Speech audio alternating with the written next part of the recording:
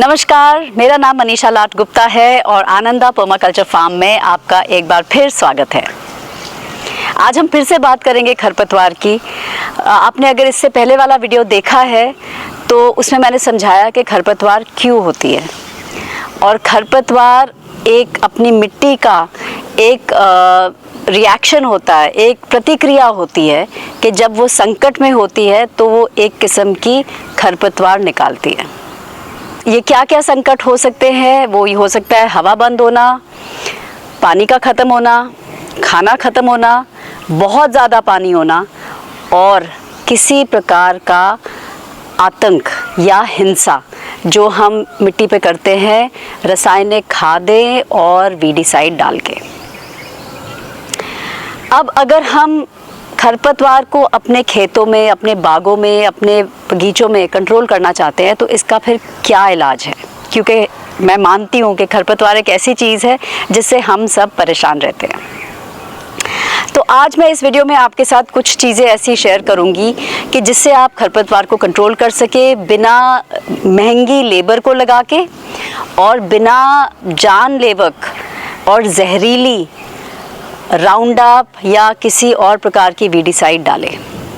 पहली बात तो ये है कि अगर आप अपनी ज़मीन पे उस टाइम पे और कुछ नहीं कर रहे तो खरपतवार अगर निकल रही है तो इसमें कोई भी बुरी बात नहीं है। हमारे दिमाग में एक आइडिया बना हुआ है कि हमारे को हमेशा मिट्टी दिखनी चाहिए, परंतु कुदरत में, सृष्टि में कभी भी मिट्टी आपको ऐसी नंगी नहीं दिखेगी। हमेशा उसके ऊपर या तो कुछ ना कुछ पड़ा होगा या उस पर कुछ ना कुछ उग रहा होगा। तो आप मिट्टी को खोल के उसको एकदम ऐसे एक्सपोज करके रखना जो हमारी आदत बन गई है, इसको आपको तोड़ना पड़ेगा, इस आदत को आपको तोड़ना पड़ेगा। मिट्टी आपके खेतों में, आपकी ज़मीन पे हमेशा ढकी होनी चाहिए। अगर आप नहीं इसको ढक रहे तो कुदरत को ढकने दीजिए खरपतवार से। दूसरी चीज़, जब आप खेतों में अपनी फसलें लगाते हैं तो आप पानी को कंट्रोल करके दीजिए।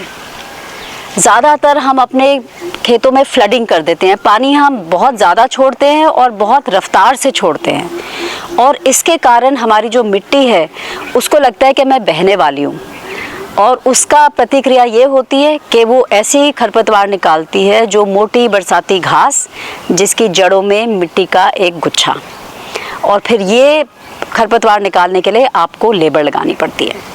तो पानी दीजिए, कंट्रोल करके दीजिए, स्प्रिंकलर इस्तेमाल करिए, ड्रिप इरिगेशन इस्तेमाल करिए या आप अपनी लालियाँ बना के उसमें पानी डालिए, पर उसकी रफ्तार कम करिए और जितना आप पानी देते हैं उसको भी कम करिए।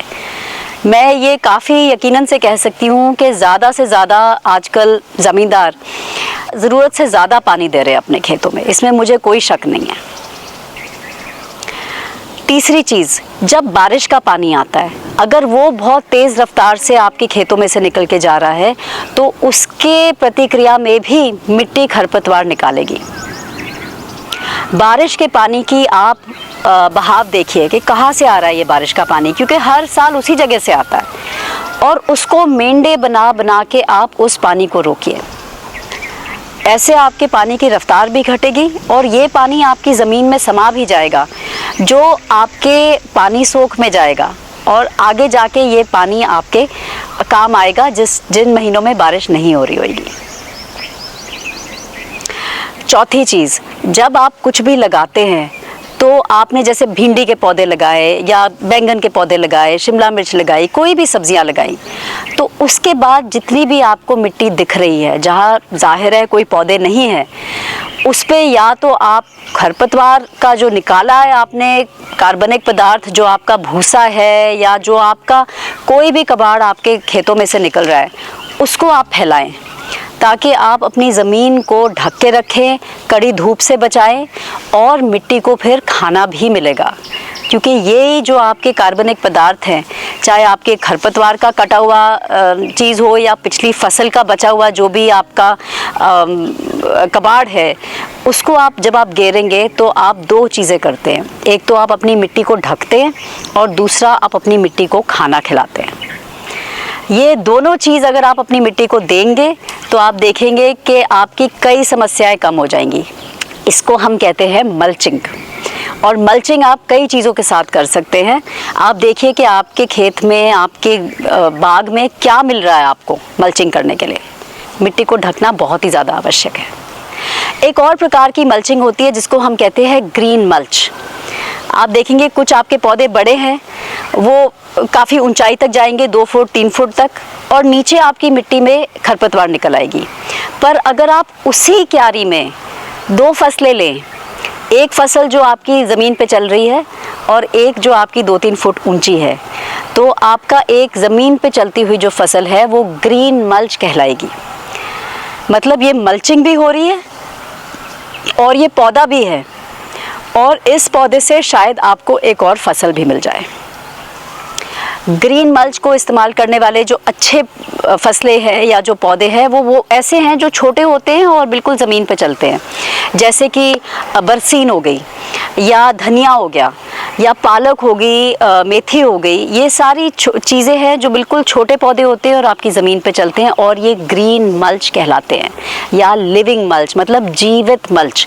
आपने पौधे ही इतने लगा दिए आपकी ज़मीन पे कि आपके वहाँ पे मिट्टी खुली बैठी ही नहीं है, और तभी उसमें खरपतवार निकल ही नहीं सकती। मेन प्रॉब्लम हमारी खरपतवार की इसलिए होती है क्योंकि हम अपने ज़मीन की बहाई करते हैं, ट्रैक्टर चलाते हैं। जब आप पूरी अपनी मिट्टी उथल पुथल कर देंगे हर 4 महीने, तो जाहिर है कि मिट्टी को लगेगा कि वो किसी बड़े संकट में है, और उसके बाद वो ज़रूर खरपतवार निकालेगी।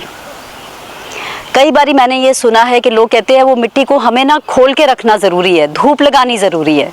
ये एकदम गलत है। मिट्टी के जो जीव जंतु हैं वो अंधेरे में रहते हैं, उनको धूप नहीं चाहिए, उनको नहीं सूखना। अगर आप अपनी मिट्टी को धूप में सुखा देंगे तो आपके तो जीव जंतु सारे मर जाएंगे। मिट्टी की परिभाषा ही ये है कि उसमें जीव जंतु हो। अगर उसमें जीव जंतु नहीं है तो वो मिट्टी है ही नहीं, वो तो धूल कहलाती है। तो ये जो हमारी आदत है कि हम ट्रैक्टरिंग करते हैं, इसको भी हमें धीरे धीरे सोचना चाहिए कि हम ट्रैक्टरिंग करनी बंद कैसे करें। तब तक आप ये सोच के रखिए कि मिट्टी आपने खुली नहीं रखनी। आप अगर ट्रैक्टर चला भी रहे हैं तो आप बहाई करने के बाद एकदम से आप अपनी फसल बो दीजिए, और अगर अभी बोने का टाइम नहीं है तो आप मिट्टी को ढका हुआ, खरपतवार से ढका हुआ छोड़ दीजिए, उसमें कोई भी प्रॉब्लम नहीं है। मैं जानती हूँ कि आप सब भी कोई ना कोई तरीके इस्तेमाल करते होंगे खरपतवार को कंट्रोल करने के लिए, मैनेज करने के लिए अपने अपने खेतों में। वो आप हमारे साथ यहाँ शेयर करिए, ताकि बाकी लोग जो हमारे चैनल को फॉलो करते हैं वो भी आपके कमेंट्स पढ़ के सीख सके आपसे कि आप खरपतवार को अपनी ज़मीन पे कैसे कंट्रोल करें। तो आज के लिए बस इतना ही। अगर आपको ये जानकारी पसंद आई, आपको लगा कि ये कोई अच्छी बात है, शेयर करने लायक है, तो आप प्लीज़ अपने परिवार और दोस्तों के साथ ये शेयर करिए। हमारे YouTube चैनल को सब्सक्राइब करिए और बेल नोटिफिकेशन पे क्लिक करिए, ताकि जब मैं अगला वीडियो डालूं तो आप सूचित हो जाएं। अब मैं आपसे फिर से मिलूंगी अगले वीडियो में। आज मैं चलती हूँ। देखने के लिए शुक्रिया और मेरी तरफ से नमस्कार।